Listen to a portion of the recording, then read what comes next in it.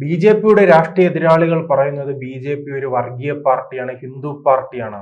ഇപ്പോൾ അതിനെതിരെയാണ് ഇപ്പോൾ മാധ്യമങ്ങളും അതോടൊപ്പം തന്നെ രാഷ്ട്രീയ പാർട്ടികളും പറയുന്നത്. ബി.ജെ.പി ഇപ്പോൾ കോട്ടയത്ത് ഒരു മതാടിസ്ഥാനത്തിലുള്ള യോഗം വിളിച്ചു. അത് ഹിന്ദു മതമല്ല, ക്രിസ്ത്യാനികളുമായി ബന്ധപ്പെട്ട ക്രൈസ്തവ യോഗമാണ് വിളിച്ചതെന്നും അത് തിരഞ്ഞെടുപ്പ് ലക്ഷ്യമിട്ടാണെന്നും മാധ്യമങ്ങളും പറയുന്നു. അതോടൊപ്പം തന്നെ ബി.ജെ.പി എതിർക്കുന്നവരും പറയുന്നു. എന്താണ് വാസ്തവം? ഏതാണ് മതം ബി.ജെ.പിയെ പിന്തുണയ്ക്കുന്നത്? ബി.ജെ.പിയുടെ അടിസ്ഥാന നയം എന്താ?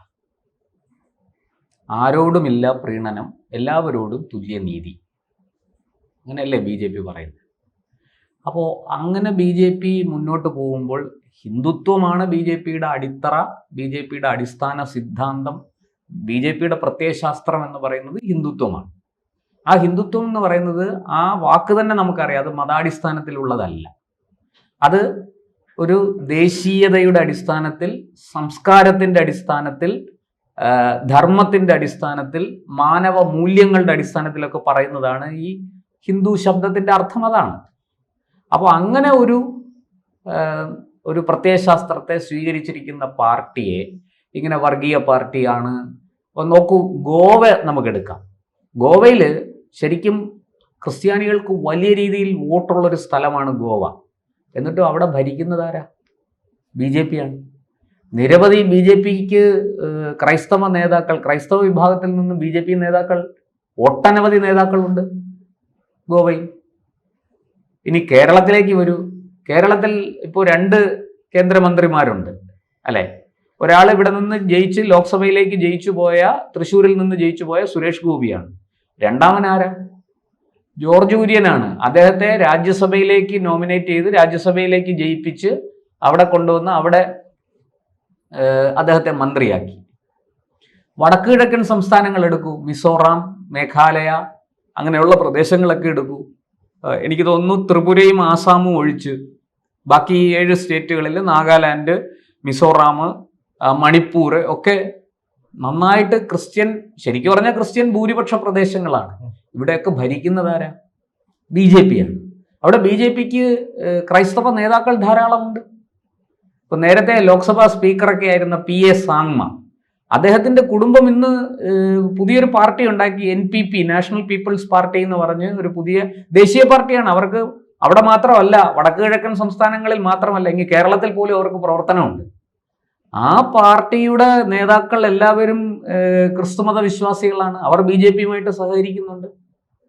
പിന്നെ ഇവിടെ കേരളത്തിൽ ബി.ജെ.പി വളരുന്നു. ബി.ജെ.പിക്ക് ഏതാണ്ട് 20%-നടുത്ത് 19.78% വോട്ട് കിട്ടി. ബി.ജെ.പി വലിയ രീതിയിൽ വളരുന്നു. ക്രിസ്ത്യാനികൾ വലിയ രീതിയിൽ ബി.ജെ.പിക്ക് വോട്ട് ചെയ്ത് തുടങ്ങിയിട്ടുണ്ട്. ഇപ്പൊ മുനമ്പം സംഭവം നമുക്കറിയാം. മുനമ്പത്തെ ആ പാവപ്പെട്ടവരെ ഈ മത്സ്യബന്ധനത്തിന് പോയി, കടലിൽ മീൻ പിടിക്കാൻ പോയി ജീവിക്കുന്ന ക്രിസ്തുമത വിശ്വാസികളായ ആൾക്കാർ, അവരുടെ ഭൂമിക്ക് മുകളിൽ ഒരു വഖഫ് നിയമം പറഞ്ഞുകൊണ്ട് അവരുടെ ഭൂമി വഖഫ് ചെയ്തതാണ് എന്ന് പറഞ്ഞ് വഖഫ് ബോർഡ് രംഗത്ത് വന്നപ്പോൾ അവർക്കൊപ്പം നിന്ന് സമരം ചെയ്യാൻ നമ്മൾ ഒരു രാഷ്ട്രീയ പാർട്ടിയെയും കണ്ടില്ല, ബി.ജെ.പി അല്ലാതെ. അവിടെ ബി.ജെ.പി വളരെ കൃത്യമായിട്ട് കേന്ദ്ര സർക്കാർ ഇതിന്റെ അപകടം മനസ്സിലാക്കിക്കൊണ്ട് വഖഫ് നിയമം ഭേദഗതി ചെയ്ത് പുതിയ ബില്ല് കൊണ്ടുവന്നു. ഇപ്പോൾ കേരളത്തിൽ ഒരു കാര്യം ഞാൻ പറയാം. നമ്മുടെ ഈ വനാതിർത്തിയോടനുബന്ധിച്ചുള്ള പ്രദേശത്ത് ധാരാളം ക്രിസ്തുമത വിശ്വാസികൾ കുടിയേറിയിട്ടുണ്ട്. അവിടെ അവര് കൃഷി ചെയ്ത് ജീവിക്കുകയാണ്. വലിയ രീതിയിൽ വന്യമൃഗങ്ങൾ അവരെ ആക്രമിക്കുന്നു, കൃഷി നശിപ്പിക്കുന്നു, ജീവന് തന്നെ ആപത്തുണ്ടാകുന്നു. നിരവധി പേർ ഈ വന്യമൃഗങ്ങളുടെ ആക്രമണത്തിൽ കൊല്ലപ്പെട്ടു.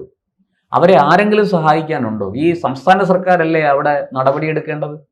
അവിടെ നിയമം നിർമ്മിച്ച് വേണ്ടതെല്ലാം ചെയ്യേണ്ടത്, അവർക്ക് സുരക്ഷ ഒരുക്കേണ്ടത് വാസ്തവത്തിൽ സംസ്ഥാന സർക്കാരല്ലേ? എന്ത് ചെയ്യുന്നു?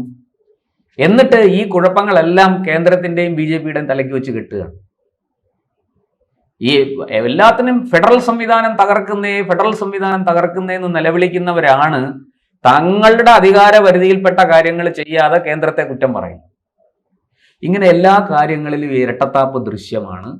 ബി.ജെ.പി എല്ലാ പാർട്ടികളോടും കൃത്യമായ ഒരു പരിഗണന, ആരെയും പ്രത്യേകിച്ച് പ്രീണിപ്പിക്കാതെ എല്ലാവരോടും തുല്യ പരിഗണന കാണിക്കുന്ന ഒരു പാർട്ടിയായി ആണെന്നുള്ളത് എല്ലാവർക്കും അറിയാം.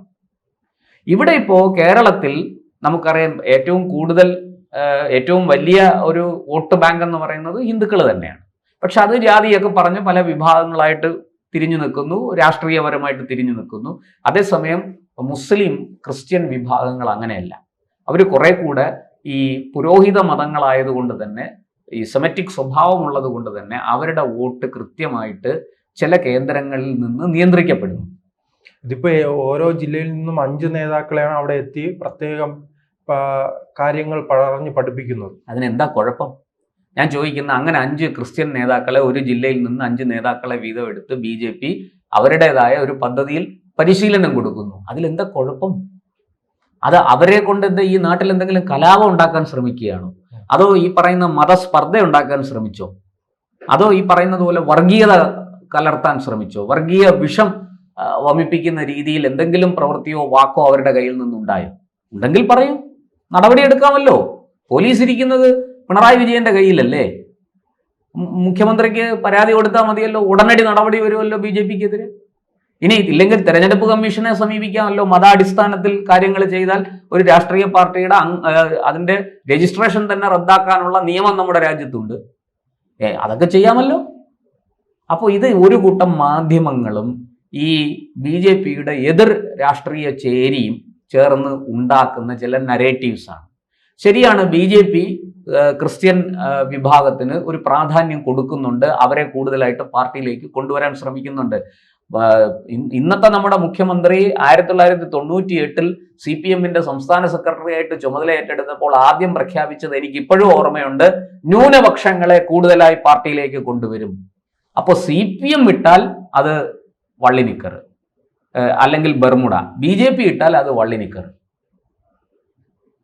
അതെന്തൊരു മോശം ഏർപ്പാടാണ്.